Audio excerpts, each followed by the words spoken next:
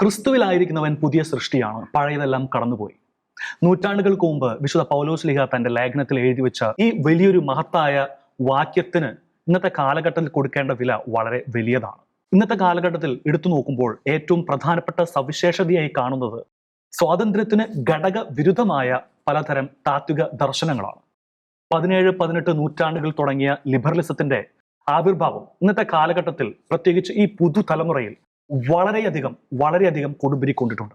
ഓരോ തലത്തിലും, അത് രാഷ്ട്രീയ തലത്തിലാണെങ്കിൽ മറ്റൊരു തലത്തിൽ അതൊരു സാമൂഹ്യ നീതിയുടെ അടിസ്ഥാനത്തിലാണ്. ലിബറലിസത്തിന്റെ ഒരു നീരാളിപ്പിടുത്തം തന്നെ ജീവിതത്തിന്റെ എല്ലാ മേഖലയിലും ഓരോ മനുഷ്യനും അനുഭവിക്കുന്നുണ്ട്. അതിന്റെ പരിണിത ഫലങ്ങളാണ് ലോകത്തിന്റെ വിവിധ രാജ്യങ്ങളിൽ നമ്മൾ കാണുന്നത്. ഇന്നത്തെ സത്യവിശ്വാസം ചർച്ച ചെയ്യുന്നത് ലിബറലിസമാണ്. ലിബറലിസത്തിന്റെ പരിണിത ഫലങ്ങളാണ്. അത് സഭയെ എത്രത്തോളം സ്വാധീനിച്ചിട്ടുണ്ട്. ഷെക്കേന ടിവിയുടെ എല്ലാ പ്രേക്ഷകർക്കും സത്യവിശ്വാസം എപ്പിസോഡിലേക്ക് സ്വാഗതം. 17-18 നൂറ്റാണ്ടുകളിലാണ് ശരിക്കും പറഞ്ഞാൽ ലിബറലിസം അതിന്റെ ഒരു തുടക്കം നമുക്ക് കാണുന്നത്. യൂറോപ്യൻ രാജ്യങ്ങളിലാണ് ഈ പ്രധാനപ്പെട്ട എല്ലാ ഈ സംഘത്തിന് തുടക്കം ഈ വെസ്റ്റേൺ സിവിലൈസേഷൻ തന്നെയാണ്. അപ്പോൾ അത് തുടങ്ങുന്നത് 17-18 കാലഘട്ടങ്ങളിലാണ്. അപ്പോൾ അതിന്റെ തുടക്കം എന്ന് പറയുന്നത് ജോൺ ലോക്ക്, ആദം സ്മിത്ത്, അതുപോലെ മോണ്ടസ്ക്യൂ തുടങ്ങിയ വലിയ താത്വിക ദാർശനികരുടെ ചിന്താധാരയിൽ നിന്ന് ഉരുത്തിരിഞ്ഞു വന്ന ലിബറലിസം പിന്നീട് ലോകത്തിന്റെ മിക്ക ഇടങ്ങളിലും മിക്ക മേഖലകളിലും ഇടം പിടിച്ചു എന്നതാണ് വളരെ വാസ്തവമായ കാര്യം. അമേരിക്കൻ റെവല്യൂഷൻ, അതുപോലെ ഗ്ലോറിയസ് റെവല്യൂഷൻ, പിന്നെ നമുക്കറിയാവുന്ന ഫ്രഞ്ച് റെവല്യൂഷൻ, ഈ വിപ്ലവങ്ങളിലൊക്കെ പ്രധാനമായും ലിബറലിസത്തിന് വളരെയധികം സ്വാധീനം ചെലുത്തേണ്ടി വന്നിട്ടുണ്ട്. അപ്പോൾ ലിബറലിസം എന്താണ്? യഥാർത്ഥത്തിൽ ലിബറലിസം എന്താണ്? യഥാർത്ഥത്തിൽ അതിന്റെ മറ്റൊരു മുഖം. ജോൺ, നമ്മൾ ഈ വിഷയം നമ്മൾ ഡിസ്കസ് ചെയ്യുമ്പോൾ ഈ ഒരു മോഡേൺ വേൾഡിൽ നമുക്കറിയാം നമ്മുടെ ക്രിസ്തീയ വിശ്വാസം അല്ലെങ്കിൽ നമ്മുടെ ക്രിസ്തീയ ജീവിതം, ക്രിസ്തീയ കുടുംബങ്ങൾ, അവയെല്ലാം പല രീതിയിലുള്ള ചിന്താധാരകളാൽ അറ്റാക്ക് ചെയ്യപ്പെടുന്നു.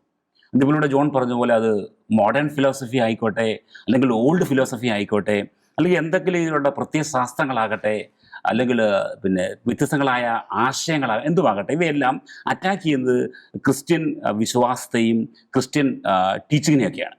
അപ്പോൾ അത് വെച്ച് നമ്മൾ നോക്കുമ്പോൾ നമുക്ക് ഒരുപാട് അതിൻ്റെ ഈ വകഭേദങ്ങൾ കാണാനായിട്ട് സാധിക്കും. അപ്പോൾ നമ്മൾ ഈ ലിബറലിസം എന്ന വാക്ക് വളരെ സുന്ദരമായ വാക്കാണ്. B liberal, B free, be frank എന്നൊക്കെ പറയുമ്പം വളരെ ആകർഷകമാണ്. പക്ഷേ ഇതിൻ്റെ ഉത്ഭവത്തെക്കുറിച്ചും ഇതിൻ്റെ ലക്ഷ്യത്തെക്കുറിച്ചും ഇതിൻ്റെ ഒരു ഇമ്പാക്റ്റിനെ കുറിച്ചൊക്കെ നമ്മൾ ചിന്തിക്കുമ്പോൾ വളരെ ഒരു ഗൗരവമായിട്ട് നമ്മൾ ചിന്തിക്കണം.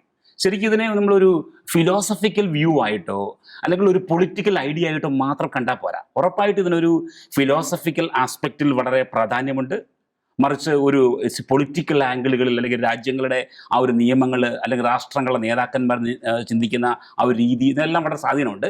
പക്ഷെ അതിനേക്കാളെല്ലാം ഉപരിയായിട്ട് നമ്മൾ ചിന്തിക്കേണ്ടത് ഇതിന് നമ്മുടെ ക്രിസ്ത്യാനിറ്റി ആയിട്ട്, പ്രത്യേകിച്ച് കാത്തലിക് ബിലീഫുമായിട്ട്, വിശ്വാസവുമായിട്ടുള്ള ആ ഒരു സ്വാധീനവും അതിൻ്റെ ആഫ്റ്റർ ഇഫക്ട്സും നമ്മൾ അതിനെക്കുറിച്ച് വളരെ സീരിയസ് ആയിട്ട് ചിന്തിക്കണം.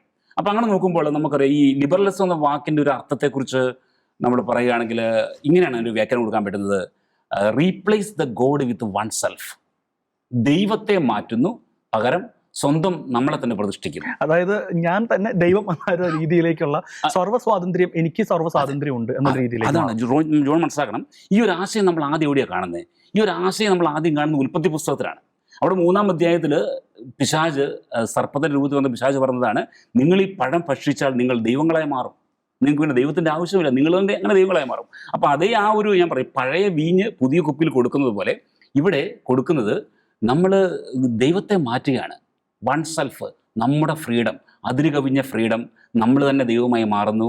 അപ്പം നമുക്കൊരു ദൈവത്തിൻ്റെ ആവശ്യമില്ല.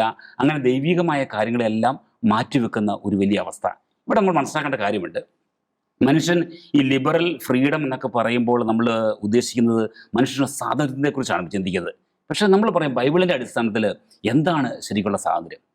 യോഹന്നാൻ സുവിശേഷം പറയുകയാണ്, നിങ്ങൾ സത്യം അറിയുകയും സത്യം നിങ്ങളെ സ്വതന്ത്രരാക്കുകയും ചെയ്യും. എന്താണ് സത്യം? സത്യം ക്രിസ്തുവാണ്.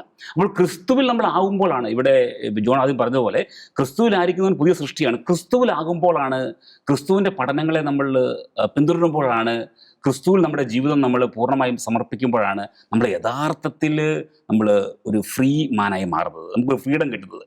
അല്ലെങ്കിൽ ഒരിക്കലും ഫ്രീഡം ഇല്ല.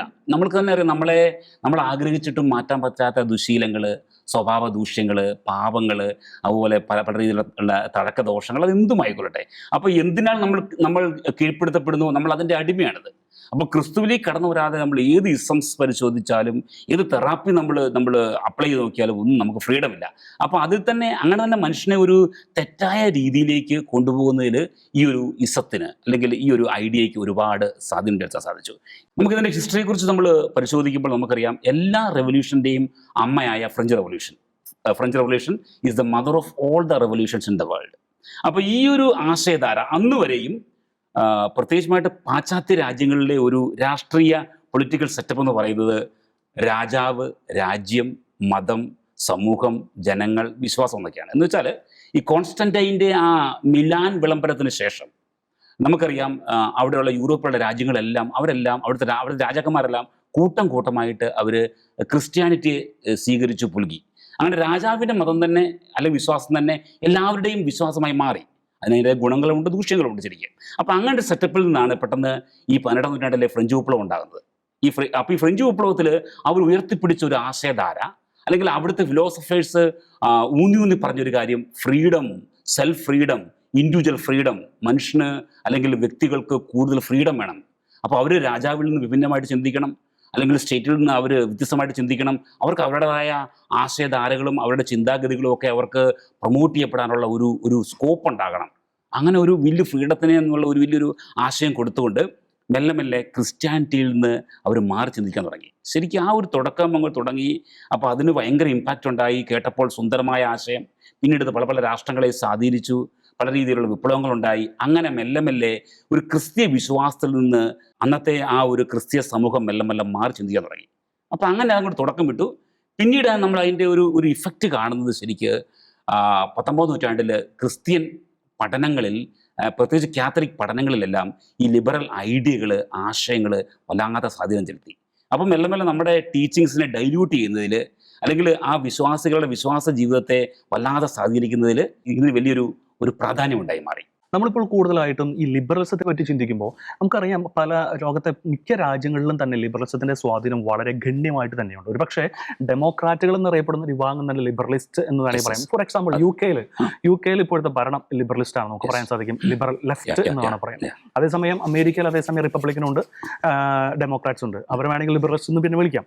ലിബറലിസം എവിടേക്ക് വരുന്നു അവിടെയൊക്കെ നമുക്ക് കാണുന്നത് ഒരു മാർഗഭ്രംശം സംഭവിക്കുന്നില്ല എന്നതാണ് പ്രധാനമായിട്ടും. നമുക്കറിയാം ഈ എവിടെയൊക്കെ ലെഫ്റ്റ് പാർട്ടി, എവിടെയൊക്കെ ലിബറലിസ്റ്റ് കൂടി വന്നിട്ടുണ്ടോ അവിടെയൊക്കെ നേരത്തെ ജോജി പറഞ്ഞതുപോലെ തന്നെ സമൂഹത്തിന് എതിരായിട്ടുള്ള, ധാർമ്മികതയ്ക്ക് എതിരായിട്ടുള്ള, മഹത്വത്തിനെതിരായിട്ടുള്ള പലതരം ചിന്താധാരകൾ, പലതരം ആശയക്കുഴപ്പങ്ങൾ സമൂഹത്തിൽ വന്നിട്ടുണ്ട്. അതിന് പ്രധാന ഉദാഹരണങ്ങളാണ് LGBTQI എന്ന് പറഞ്ഞ പ്രത്യേകമായ പ്രത്യയശാസ്ത്രമല്ല, ഒരു ചിന്താധാര. അപ്പോൾ പലപ്പോഴും പറയുകയാണ് ട്രാൻസ്ജെൻഡർ എന്നുള്ളൊരു ഐഡിയോളജി. യഥാർത്ഥത്തിൽ നമുക്കറിയാം മനുഷ്യന്റെ ഉൽപ്പത്തി തൊട്ട് ഇങ്ങോട്ട് രണ്ട് സെക്സുകളാണ്. ലൈംഗികത എന്ന് പറയുമ്പോൾ രണ്ടുപേരാണ്, സ്ത്രീയും പുരുഷനുമാണ്. അതല്ലാതെ വേറെ ലൈംഗികത ഇല്ല. ഇപ്പൊ നമുക്ക് വീണ്ടും ഈ ട്രാൻസ്ജെൻഡർ എന്ന് പറഞ്ഞ ഐഡിയോളജി വരുന്നു. പിന്നെ അതുപോലെ അതിന് തുല്യമായിട്ട് തന്നെ LGBTQI എന്ന് പറഞ്ഞ അങ്ങനെ ഒരു ഐഡിയോളജി വരുന്നു. സമൂഹത്തിൽ വളരെ വ്യാപകമാകുന്നു. അപ്പോൾ പലരും താൻ സ്ത്രീയാണ്, പുരുഷനായിരിക്കും താൻ സ്ത്രീയാണ്, അല്ലെങ്കിൽ സ്ത്രീ ആയിരിക്കും താൻ പുരുഷനാണെന്ന് പറഞ്ഞ് തൻ്റെ സെക്ഷലായിട്ടുള്ള അല്ലെങ്കിൽ അങ്ങനെയുള്ള പല രീതികൾക്കും മാറ്റം വരുത്താൻ ശ്രമിക്കുന്നു. അതൊരു ഭാഗം നമ്മൾ ലിബറലിസത്തിൻ്റെ പ്രധാനമായിട്ടൊരു ഭാഗമായിട്ട് കാണാം. അപ്പോൾ ഒരു ഇമ്മോറാലിറ്റി അവിടെ സംഭവിക്കുന്നില്ല. ഇനി മറ്റൊരു ഭാഗം പറയുകയാണെങ്കിൽ അബോർഷൻ പോലെയുള്ള extermination of innocent babes in mother's womb എന്ന് പറയാം. ആ ഒരു വലിയൊരു തിന്മ ലോകത്തിൽ പടരാൻ വേണ്ടിയിട്ടുള്ളൊരു കാരണം ലിബറലിസത്തിന് ആയിട്ടില്ല എന്ന് നമുക്ക് ചിന്തിക്കേണ്ടിയില്ല. കാരണം എപ്പോൾ ലിബറലിസം വന്നിട്ടോ അവിടെയാണ് എൻ്റെ ശരീരം, എൻ്റെ സ്വാതന്ത്ര്യം എന്ന നിലയിലേക്ക് മനുഷ്യൻ ചിന്തിച്ചതും. അതായത് മുമ്പ് പറഞ്ഞതുപോലെ പഴയ വീഞ്ഞ്, പിശാച് കൊടുത്ത പഴയ വീഞ്ഞ് പുതിയ വീഞ്ഞായിട്ട് ഇപ്പോഴത്തുള്ള പുതിയ രീതിയിൽ വന്നിരിക്കുന്ന എൻ്റെ ശരീരം, എൻ്റെ സ്വാതന്ത്ര്യം. അപ്പോൾ എക്സ്റ്റെർമിനേഷൻ ചെയ്യുക, അതായത് ശരീരത്തിലെ തൻ്റെ കുഞ്ഞുങ്ങളെ ഇല്ലാതാക്കുന്ന ഒരവസ്ഥയിലേക്ക്, അധപതിക്കുന്ന രീതിയിലേക്ക് ലിബറലിസം താഴ്ന്നു പോയിട്ടുണ്ടോ എന്ന് ചിന്തിക്കേണ്ടിയില്ലേ? ജോൺ ഇവിടെ പറഞ്ഞതുപോലെ തന്നെ ഈ ഒരു ലിബറലിസത്തിൻ്റെ ഒരു ആഫ്റ്റർ എഫക്ട്സ് അല്ലെ, അതിൻ്റെ ഒരു ഇൻഫ്ലുവൻസ് ഞാൻ പറഞ്ഞല്ലേ സമൂഹത്തെ ആകമാനം സ്വാധീനിച്ചിട്ടുണ്ട്. ഞാനത് ജസ്റ്റ് ഒന്ന് അതിനെക്കുറിച്ച് കൂടുതലായിട്ട് പറയുകയാണെങ്കിൽ അത് കാത്തലിക് ടീച്ചിങ്ങിനെ അറ്റാക്ക് ചെയ്തത്. കാരണം വെച്ചാൽ കാത്തലിക് ടീച്ചിങ്സ് എപ്പോഴും ഒരു സമൂഹത്തെ അതിൻ്റെ ആ മൊറാലിറ്റിയിലും അതിൻ്റെ ജസ്റ്റിസിലും അതിൻ്റെ എല്ലാ ക്വാളിറ്റിയിലും ഉറപ്പിച്ചു നിർത്താൻ പോരുന്നതാണ് ശരിക്കും. അതിനെക്കുറിച്ച് പറയുകയാണെങ്കിൽ ഈ കാത്തലിക് ടീച്ചിങ്ങിനെ സ്വാധീനിച്ചപ്പോൾ ഈ ലിബറൽ ചിന്താഗതിയുള്ള ചില ഫിലോസഫേഴ്സ് അവർ സഭയെ സ്വാധീനിച്ച്, ഇത്തരത്തിലുള്ള ഒരു വൈദിക പരിശീലനത്തെ സ്വാധീനിച്ച് അവർ ഇങ്ങനെ പറഞ്ഞു, നമ്മൾ സ്ക്രിപ്ചർ നമ്മൾ അതിനെക്കുറിച്ച് പഠിക്കുമ്പോൾ, അത് വിശദീകരിക്കുമ്പോൾ നമ്മളൊരു ഹിസ്റ്റോറിക്കൽ ക്രിറ്റിക്കൽ വ്യൂവിൽ പോകണം. പക്ഷേ ശരിക്ക് ഈ 19ാം നൂറ്റാണ്ടിൻ്റെ ഒരു പിൻപോട്ടുള്ള കാലഘട്ടങ്ങളിൽ നമ്മൾ നോക്കുമ്പോൾ അന്ന് വരെയും കാത്തലിക് തിയോളജിയൻസ് അവർ സ്ക്രിപ്ചറിനെ വ്യാഖ്യാനിച്ചത് അത് സഭാപിതാക്കന്മാരുടെ പഠനങ്ങളെയും ടീച്ചിങ്സിനെയും അടിസ്ഥാനപ്പെടുത്തിയാണ്. നമുക്കറിയാം യേശു ക്രിസ്തുവിൻ്റെ പഠനം, പിന്നെ അപ്പസ്തോലന്മാർ, പിന്നെ അപ്പസ്തോലിക പിതാക്കന്മാർ, സഭാപിതാക്കന്മാർ, ഇങ്ങനെ നമുക്കൊരു നല്ലൊരു ഒരു ഒരു റൂട്ടും സ്ട്രക്ചറും ഉണ്ട്. ശരിക്കും വളരെ സോളിഡാണ്, വളരെ സ്ട്രോങ് ആണ്. അപ്പോൾ ഈ ടീച്ചിങ്സിനെ വിട്ടുകൊണ്ട് നമുക്കൊരിക്കലും സഭയുടെ സ്ക്രിപ്ചറിനെയോ സഭയുടെ പഠനത്തെയോ നമുക്ക് വ്യാഖ്യാനിക്കാൻ സാധിക്കില്ല. നമുക്കറിയാം, നമ്മൾ കാത്തലിക് ഫെയ്ത്ത് എന്ന് പറയുന്നത് സ്ക്രിപ്ചർ മാത്രമല്ല, സേക്രഡ് ട്രഡീഷൻ, നമ്മുടെ പാരമ്പര്യം വളരെ വളരെ പ്രധാനപ്പെട്ടാണ് ശരിക്കും. അപ്പോൾ ഇതൊക്കെ മാറ്റി നമ്മൾ ചിന്തിക്കാനും വ്യാഖ്യാനിക്കാൻ തുടങ്ങുമ്പോൾ തന്നെ നമ്മുടെ ടീച്ചിങ്സ് വളരെ എന്താ പറയുക, അത് വളരെ ദുർബലമായി മാറുകയാണ് ചെയ്തത്. ഇനി മറ്റൊരു ഇഷ്യൂ പറഞ്ഞതുപോലെ മോറൽ ഇഷ്യൂസിലുള്ള ഈ ലിബറൽ ഐഡിയോളജിക്കാരുടെ വ്യാഖ്യാനം എന്ന് വെച്ചാൽ അത് according to the situation and the ethics എന്നാണ് പറയുന്നത്. സിറ്റുവേഷണൽ എത്തിക്സ്, ഓരോ സിറ്റുവേഷനും ഓരോ എത്തിക്സ് ഉണ്ട്. അതങ്ങനെ ഇല്ല, ഒറ്റ എത്തിക്സേ ഉള്ളൂ ശരിക്കും, ഒറ്റ സത്യമേ ഉള്ളൂ അല്ലേ. എൻ്റെ സത്യം അല്ലെങ്കിൽ ജോൺ സത്യം ഇല്ല എപ്പോഴും. അപ്പം അതവിടെ പറഞ്ഞത്. അപ്പം അതായത് അവരുടെ ഉദ്ദേശം റിലേറ്റീവ് ട്രൂത്ത്, സത്യം ആപേക്ഷികമാണ്. ഇതെല്ലാം കണക്റ്റഡ് ആണ് ശരിക്കും. മോഡേണിസം, റിലേറ്റീവിസം, അല്ലെങ്കിൽ പ്ലൂറൽ, ഇതെല്ലാം കണക്റ്റഡ് ആണ് ശരിക്കും ജോൺ. അപ്പോൾ അവിടെ ജോൺ പറഞ്ഞ പോലെ ഒരു സ്ത്രീക്ക് my body my right, my choice, my wish, ഞാൻ പ്രഗ്നൻസി ഞാൻ ടെർമിനേറ്റ് ചെയ്യും. അപ്പോൾ വയറ്റിലുള്ള കുഞ്ഞിൻ്റെ ജീവനെക്കുറിച്ചൊന്നും യാതൊരു കൺസേണും ഇല്ല. അപ്പം അങ്ങനെ രീതിയിലുള്ള ഈ സിറ്റുവേഷണൽ എത്തിക്സ് പ്രകാരം സൊസൈറ്റിയിലെ മോറൽ വാല്യൂസിനെ നമ്മൾ ജഡ്ജ് ചെയ്യാൻ തുടങ്ങിയാൽ സൊസൈറ്റി ശിഥിലമായി പോകും, തകർന്നു. അതല്ലേ സംഭവിച്ചത് ശരിക്കും. അതിനുശേഷം എന്തായി, കാത്തലിക് ക്രിസ്ത്യൻ കുടുംബങ്ങൾ തകർന്നു. അതിനുശേഷം പിന്നെ അവിടെ പൊങ്ങി വന്നൊരു വലിയൊരു ആശയമാണ് നോ ഫോൾട്ട് ഡിവോഴ്സ്. എന്ന് വെച്ചാൽ ഭർത്താവിനും കുഴപ്പമില്ല, ഭാര്യയ്ക്കും കുഴപ്പമില്ല, മ്യൂച്വൽ കൺസെൻറ്റിൽ നമുക്ക് ഡിവോഴ്സ് ചെയ്യാം. സാധാരണ ഡിവോഴ്സ് ആകുന്നുണ്ടെങ്കിൽ ഹസ്ബൻഡ് ഇമ്പോർട്ടൻ്റ് അങ്ങനെ എന്തെങ്കിലും, അല്ലെങ്കിൽ അവർക്ക് മാനസിക പ്രശ്നം ഉണ്ടാകണം, അങ്ങനെയൊക്കെയുള്ള സീരിയസ്. വിശുദ്ധ ഗ്രന്ഥത്തിൽ പറയുന്നത് പരസംഗം മൂലമല്ല ഭാര്യയും ഭർത്താവിന് ഉപേക്ഷിക്കുന്നത് തെറ്റാണെന്നാണ് പറയുന്നത്. അതെ. ഇനിയിപ്പോൾ ഈ കാനൽ ലോ പ്രകാരമാണെങ്കിൽ ഇമ്പോർട്ടൻസി, അല്ലെങ്കിൽ നമുക്ക് എന്തെങ്കിലും മാനസിക പ്രശ്നങ്ങൾ, അതൊക്കെയാണ് അതിന് വേറെ റീസൺ ഉണ്ടായി. ഇതൊന്നുമല്ല, ഇത് മറിച്ച് ഈ ലിബറൽ ചിന്താഗതി യൂറോപ്യൻ സമൂഹത്തെ, ക്രിസ്ത്യൻ വേൾഡിനെ സ്വാധീനിച്ച് നോ ഫോൾട്ട് ഡിവോഴ്സ് എന്ന് വെച്ചാൽ ഭാര്യയ്ക്കും ഭർത്താവിനും കുഴപ്പമില്ല എങ്കിൽ പോലും മ്യൂച്വൽ കൺസെൻറ്റിൽ അവർക്ക് ഡിവോഴ്സ് ആകും. വസ്ത്രം മാറുന്ന പോലെ ഭാര്യയും ഭർത്താവിനും മാറുന്നു. അത് ക്രിസ്ത്യൻ കുടുംബങ്ങളെ തകർത്തു, കുട്ടികളുടെ ഫോർമേഷനെ തകർത്തു. അങ്ങനെ ഫാമിലി ഇല്ലെന്നായി, അവർക്ക് ഒരു മെച്യൂരിറ്റി ലഭിച്ചില്ല, അവർക്ക് സൈക്കോളജിക്കൽ പ്രോബ്ലംസ് ആയി, അങ്ങനെ ദൈവവിളി കുറഞ്ഞു. ഇങ്ങനെ മൊത്തത്തിൽ കാത്തലിക്സ് അല്ലെങ്കിൽ ക്രിസ്ത്യൻ കുടുംബങ്ങളെ തകർത്തു ഒരു വഴി.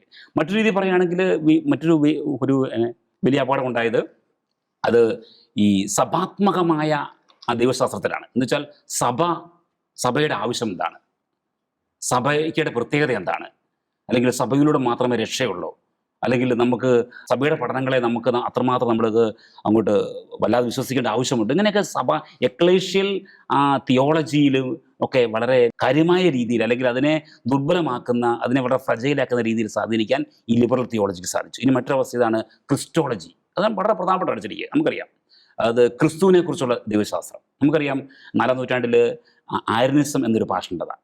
അതിനെക്കുറിച്ച് ആ പാഷണ്ഡതയെക്കുറിച്ച് പറയുന്നതാണ് യേശു ക്രിസ്തു പൂർണ്ണ ദൈവമല്ലെന്ന് അന്നത്തെ കാലത്തെ എല്ലാ സഭാപിതാക്കളും അല്ലെങ്കിൽ സഭയിലുള്ള എല്ലാ പ്രമുഖരും ശക്തമായി വാദിച്ചു. എന്നാൽ അത്തനേഷ്യസ് എന്ന് പറയുന്ന ഒരു ഡീക്കൻ, ഒരു സാധാ ഡീക്കൻ, അദ്ദേഹം പറഞ്ഞു അല്ല, യേശു ക്രിസ്തു പൂർണ്ണ ദൈവമാണ്. പക്ഷെ അന്ന് ഡീക്കനായിരുന്ന അദ്ദേഹം പിന്നീട് സഭാപിതാവായി മാറി, അത് സത്യം. പക്ഷെ ആ ഒറ്റ ഡീക്കൻ്റെ ആ ഒരു ഉറച്ച വിശ്വാസ പ്രഖ്യാപനം കാരണം മൊത്തത്തിൽ ആ നിക്കാ സുനകദോസിൽ ഈ സത്യം വളരെ വിശദമായി പഠിക്കുകയും വ്യാഖ്യാനം ചെയ്യപ്പെടുകയും അങ്ങനെ true God from true God and light from the true light എന്നുള്ള ആ ഒരു ആശയം അല്ലെങ്കിൽ ആ വിശ്വാസ പ്രമാണം അവിടെ ചേർക്കപ്പെട്ടു എന്ന് പറഞ്ഞ പോലെ. അപ്പോൾ ഈ ക്രിസ്റ്റോളജി ഇങ്ങനെയുള്ള കാലാകാലങ്ങൾ ഞാൻ പറയുന്ന അറ്റാക്ക് ഉണ്ടായിരുന്നു. അപ്പോൾ ഇന്ന് ക്രിസ്റ്റോളജിയെ വികലമാക്കുന്നത് ക്രിസ്തുവിലൂടെ മാത്രമേ ഉള്ളൂ രക്ഷ, ക്രിസ്തുവിന് പുറത്തും ഇല്ലേ രക്ഷ, നമ്മളെല്ലാവരെയും സ്വീകരിക്കണ്ടേ. അപ്പോൾ എന്താണ് ക്രിസ്തുവിൻ്റെ ആശയം മനസ്സിലാകുന്നില്ല. ക്രിസ്തുവിൻ്റെ പഠനം ഇതാണ്, പാപത്തെ വെറുത്തുകൊണ്ട് പാപികളെ സ്നേഹിക്കുന്നു. ക്രിസ്തുവിന് പാപവുമായിട്ട് യാതൊരു കോംപ്രമൈസും ഇല്ല. എന്നാൽ പാപം ചെയ്യുന്നവരെ യേശു ക്രിസ്തു സ്നേഹിക്കുകയും ചെയ്തു. പാപികളെ ചേർത്ത് പിടിച്ചുകൊണ്ട് അവരുടെ പാപപ്രവൃത്തിയെ വെറുക്കുന്ന ആ ഒരു ക്രിസ്തുവിൻ്റെ പഠനം. അപ്പോൾ ഇങ്ങനെ ക്രിസ്റ്റോളജി വളരെ ഇങ്ങനെ എല്ലാ തലങ്ങളിലും സഭയുടെ പഠനങ്ങളെ വികലമാക്കിക്കൊണ്ട് ഇവർ ശരിക്ക് സഭാവിശ്വാസത്തെ, ക്രിസ്തീയ വിശ്വാസത്തെ, ക്രിസ്തീയ കുടുംബങ്ങളെ തകർക്കുന്നതിൽ ഇവർ വല്ലാതെ മുന്നോട്ട് പോവുകയാണ് ചെയ്തത്. ഇനി ഞാൻ മറ്റൊരു ഇത് പറയുകയാണെങ്കിൽ പയസ് 10-ാമൻ മാർപ്പ പറയുകയാണ്, ഈ ലിബറൽ തിയോളജിയൻസ് ആണ് അല്ലെങ്കിൽ ലിബറൽ ചിന്താഗതിക്കാരാണ് സഭയുടെ ഏറ്റവും മോശക്കാരായ അല്ലെങ്കിൽ ഏറ്റവും പ്രമുഖരായ ശത്രുക്കളെന്ന്, ദ വേസ്റ്റ് എനിമി എന്നാണ് പറയുന്നത്. കാരണം നമ്മുടെ ഉള്ളിൽ നിന്നുകൊണ്ട് തന്നെ ഇത്തരം നമ്മുടെ ടീച്ചിങ്സിനെ ഡൈല്യൂട്ട് ചെയ്യുന്ന, അല്ലെങ്കിൽ വളരെ വികലമാക്കുന്ന, അല്ലെങ്കിൽ കൺഫ്യൂഷനുകളിലാക്കുന്ന ഇത്തരം ആശയഗതികൾ തൊടുത്തുവിടുമ്പോൾ നമുക്ക് എന്താ സംഭവിക്കുന്നത്? ഇവിടെ ജോൺ പറഞ്ഞതുപോലെ ഫ്രഞ്ച്, അല്ലെങ്കിൽ ബ്രിട്ടീഷ്, അല്ലെങ്കിൽ ഡച്ച്, സ്പാനിഷ്, ഇങ്ങനെയൊക്കെയുള്ള പല പല ഫിലോസഫേഴ്സ്, പല പല രാഷ്ട്രങ്ങൾ, അവിടെയുള്ള ക്രിസ്തീയമായ വിശ്വാസ സമൂഹങ്ങളിലെല്ലാം ഈ രീതിയിലുള്ള ഒരു ലിബറൽ ഐഡിയ ഇന്ന് വളരെ വ്യാപകമാണ്. മൊത്തത്തിൽ യൂറോപ്പിനെ ആകമാനം ഇതെല്ലാം വളരെ വളരെ വളരെ സ്വാധീനിച്ചിട്ടുണ്ട്. അപ്പം നമ്മൾ ഈ മേഖലയിലൊക്കെ നമ്മൾ വളരെ ശ്രദ്ധയോടെ പോയിരുന്നില്ല എങ്കിൽ നമ്മുടെ സമൂഹത്തെയും കേരള സമൂഹത്തെയും ഇതൊക്കെ സ്വാധീനിക്കാനുള്ള വളരെ ആ ഒരു സാധ്യത നമുക്ക് കാണാൻ സാധിക്കും. നമ്മൾ ചരിത്രം നോക്കുകയാണെങ്കിൽ ക്രിസ്ത്യാനിറ്റി ഓരോ കാലഘട്ടത്തിലും ക്രിസ്ത്യാനിറ്റിക്ക് അല്ലെങ്കിൽ ക്രൈസ്തവ സമൂഹത്തിന് അതിൻ്റെ ആദർശങ്ങൾക്കും ദൈവവചനത്തിനും എതിരായിട്ടുള്ള ഭയങ്കരമായിട്ടുള്ള അറ്റാക്ക് പല രീതിയിലും വന്നിട്ടുണ്ട്, ആക്രമണം വന്നിട്ടുണ്ട്. ആരിനിസം ഒരു എക്സാമ്പിളാണ്, അതുപോലെ നെസ്തോറിയനിസം ഒരു എക്സാമ്പിളാണ്. അങ്ങനെ പല അറ്റാക്കുകളും പല ആക്രമണങ്ങളും വന്നിട്ടുണ്ട്. ഇപ്പോൾ അതുപോലൊരു അറ്റാക്കാണോ ലിബറലിസം? അത് നമുക്ക് ചിന്തിക്കാൻ പറ്റും. കാരണം അതിനൊരു എക്സാമ്പിൾ എന്ന് ഞാൻ പറയുമ്പോൾ ക്രൈസ്തവ വിശ്വാസം ഓരോ കാലഘട്ടത്തിലും വളരുകയും അതേസമയം അതിനനുസരിച്ചുള്ള ആക്രമണങ്ങൾ വർദ്ധിക്കുകയും ചെയ്യുന്നുണ്ട്. മാത്രമല്ല അപ്പോൾ നമ്മുടെ ഇടയിൽ തന്നെ നമുക്കറിയാം സ്ത്രീകൾ ബിഷപ്പാകുന്ന ഒരവസ്ഥ, മാത്രമല്ല അതും ഒരു ലെസ്ബിയൻ ഒരു ബിഷപ്പാകുന്ന ഒരു അവസ്ഥയിലേക്ക് ക്രൈസ്തവ വിശ്വാസത്തിന്റെ ധാർമ്മിക അടിത്തറയെ കൊണ്ടെത്തിക്കുവാൻ ലിബറലിസത്തിന് സാധിച്ചു. അതിൽ ലിബറലിസത്തിന്റെ കോൺസിക്വൻസ് അല്ലെങ്കിൽ അതിന്റെ ഒരു അനന്തര ഫലങ്ങൾ എത്രത്തോളം ആയിരിക്കും ഇനി വരുന്ന തലമുറയ്ക്ക്? അല്ല, ഈ രീതിയിൽ നമ്മളിങ്ങനെ സഭയുടെ അല്ലെങ്കിൽ ക്രിസ്ത്യൻ ടീച്ചിങ്ങിനെ വല്ലാതെ ഡൈല്യൂട്ട് ചെയ്യുമ്പോൾ ക്രിസ്ത്യൻ കുടുംബങ്ങളും സമൂഹവും എല്ലാം ആകപ്പാടെ നശിക്കുകയാണ് ചെയ്യുന്നത്. അപ്പോൾ അങ്ങനെ വരുമ്പോൾ ഈ ലോക സമൂഹത്തിന് ഒന്ന് നോക്കാനുള്ള, അല്ലെങ്കിൽ എങ്ങോട്ട് നോക്കണം, സമൂഹത്തിൽ ഒരു വലിയ മൂല്യച്യുതി ഉണ്ടാകുമ്പോൾ, അല്ലെങ്കിൽ ധാർമ്മികമായ ഒരു വലിയ അപജയം ഉണ്ടാകുമ്പോൾ, അല്ലെങ്കിൽ ഏതെങ്കിലും ഒരു കാര്യത്തിൽ തെറ്റോ ശരിയോ വേണ്ടി നോക്കാൻ വേണ്ടി അങ്ങനെ നോക്കാൻ എന്താ പറയുക, ഒരു ആശയമില്ലാത്ത അവസ്ഥ, അല്ലെങ്കിൽ ഒരു സഭയില്ലാത്ത അവസ്ഥ, അതാണ് ശരിക്ക് ഇത്തരം ആശയങ്ങളിലൂടെ നമ്മൾ മുന്നോട്ട് പോകുമ്പോൾ ഉണ്ടാകുന്ന ഒരു അവസ്ഥ. മറ്റൊരു രീതി പറയുകയാണെങ്കിൽ നമുക്കിത് എങ്ങനെ പരിഹരിക്കാൻ സാധിക്കും? അതാണ് എൻ്റെ ഒരു ചിന്ത വന്നത്. ശരിക്ക് ഈ രീതിയിലുള്ള ടീച്ചിങ്സ് വളരെ വളരെ വ്യാപകമാകുമ്പോൾ ഇതെങ്ങനെ പരിഹരിക്കാൻ സാധിക്കും? പരിഹരിക്കാനുള്ള ഏറ്റവും പ്രധാനപ്പെട്ട വഴി എന്ന് പറയുന്നത് അത് നമ്മളെ കാറ്റഗൈസ് ചെയ്യുന്നതാണ്.